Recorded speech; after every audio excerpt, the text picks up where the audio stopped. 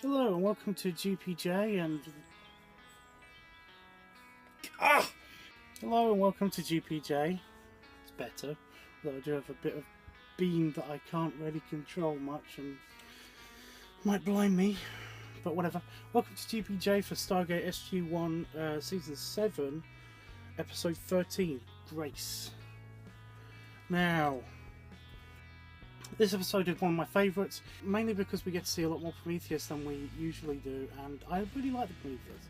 I think it's cool. I think Prometheus was the most unique design ship out of the Earth ships that we see on Stargate.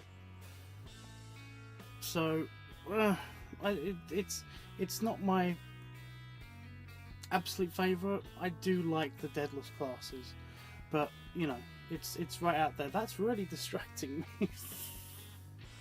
I can't even tell where it's coming from. It's just the sun. It's not that big of a deal. I mean, you're not thinking it in your eyes all the time. Oh, jeez. Okay, yeah, okay. I can see that. I can see how that's a problem. Just keep filming. Just keep filming. It's fine. But anyway, it's a tiny light caterpillar crawling past my face. Anyway. We get a lot from this episode. We get a lot of Carter character build up, and I like that. I really do enjoy that. Carter is my favourite character in SG-1, and I guess one of my favourite characters in Atlantis. Although I kind of see it as her and McKay being kind of tied as being one of my favourite characters. So you know. It's one of those things that you just kind of think to yourself, you know, like I would love to meet Amanda Tapping. Amanda Tapping would be one of my favourite people to meet in person and stuff. So, but then again, anybody from Stargate, it would be amazing to actually meet them in person and just talk about Stargate and Sanctuary and everything else that all of the other guys have been on.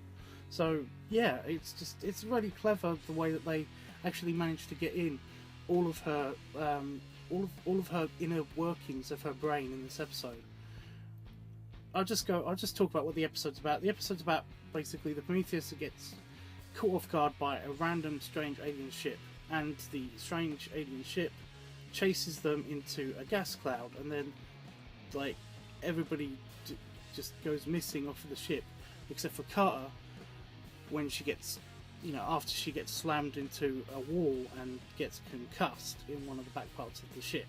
So she's the only one left on board. So we kind of get this weird psychological thriller thing of like she keeps hallucinating and like seeing stuff that just is weird and in her own brain. And oh my god, son, I love you because you're the reason why everything exists in this solar system and everything. But still,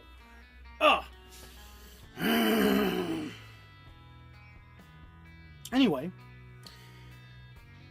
she hallucinates, and you get to see lots of her inner workings.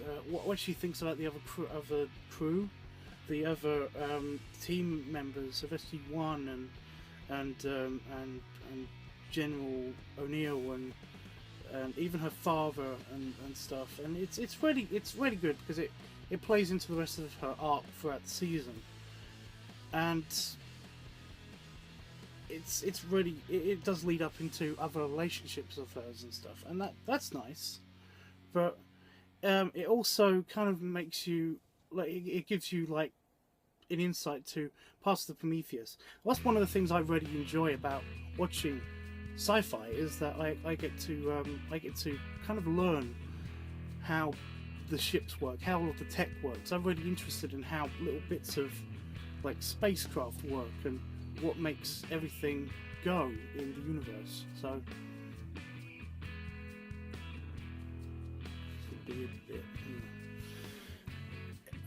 it all kind of accumulates onto what is kind of possible and what isn't kind of possible, and I love that. And she actually explains everything perfectly the way that everything's supposed to be explained in this, which is way more than that you get than like in Star Trek, where they basically just say we're going to do the thing with the thing and it's going to do this and that's going to be great. But no, you actually see like her thought process, as well as her instituting the thought process and actually doing the things, and it all happening really detailedly, I guess, and how it's all going to work and everything. It's all very clever, just the way that everything's shown in this, and it's just one of my favourite episodes. I just want to point out that Sean's having problems speaking right now, and I find it hilarious because of the bright sunlight that is continuously hitting him in the eye. And, well, you know, can't say that I had anything to do with that, but I might have put an extra hole in the escape pod to make the sun just that tiny bit more unbearable. And yes, it does bother me, but not as much as it bothers him, especially when the wind is blasted.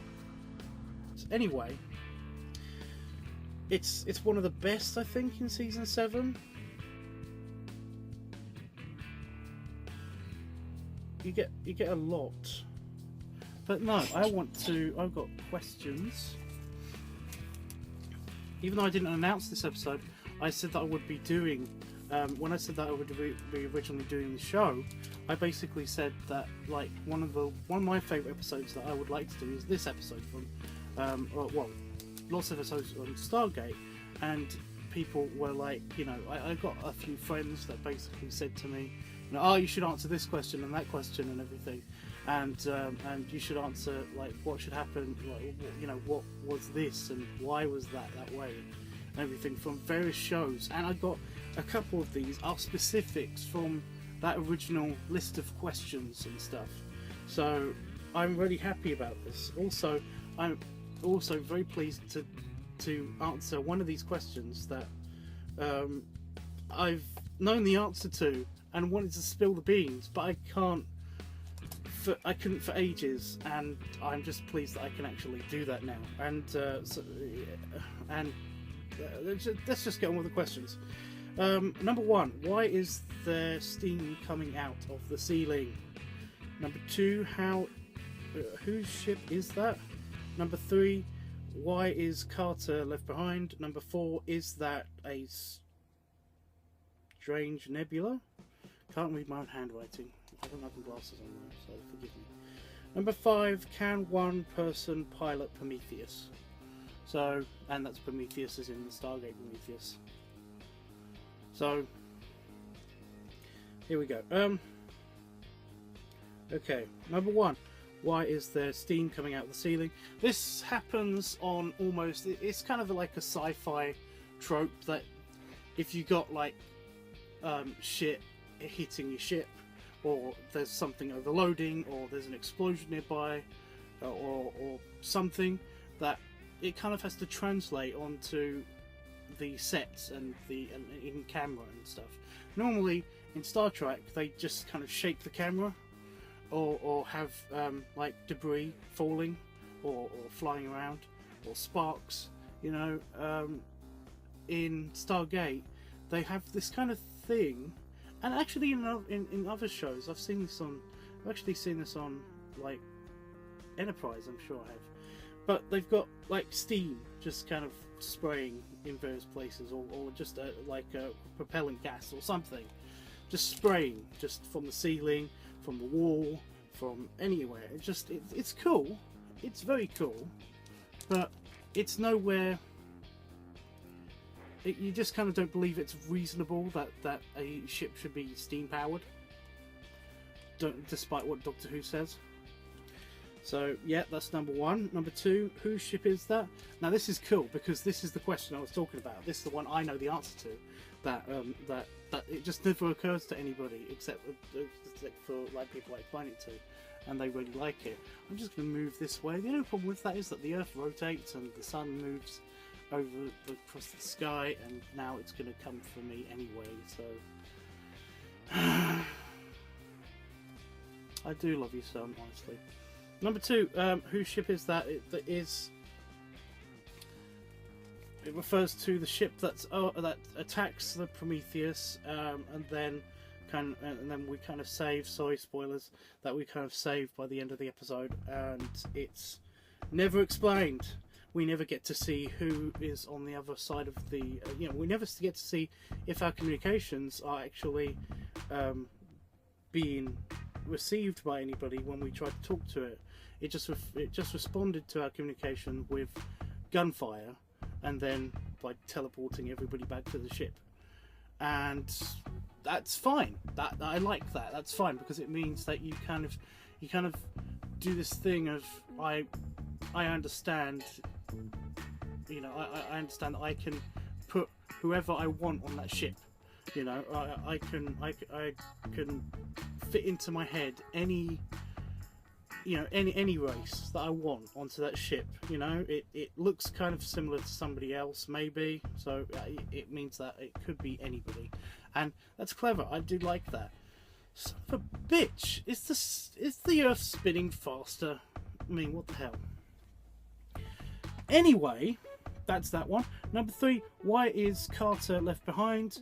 As we see, she gets hit by an energy blast and then flung across the room, well, onto the neighbouring wall, and she is knocked unconscious, and then when she wakes up, everybody's gone.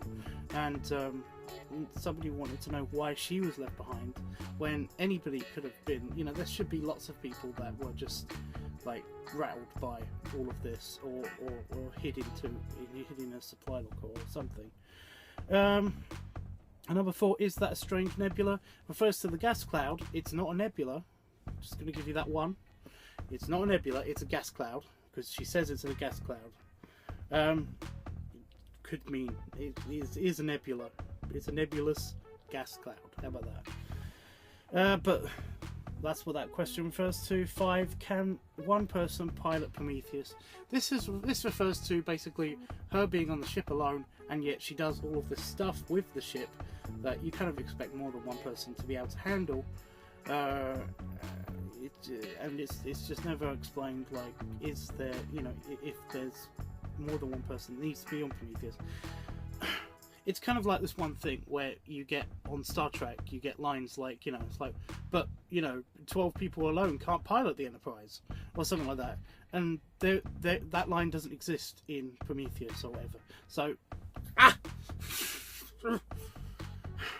calm. So that line doesn't exist in Stargate, so we don't know, But I will answer that question because I do know the answer to that one, so that's fine. Anyway, that's all of the questions.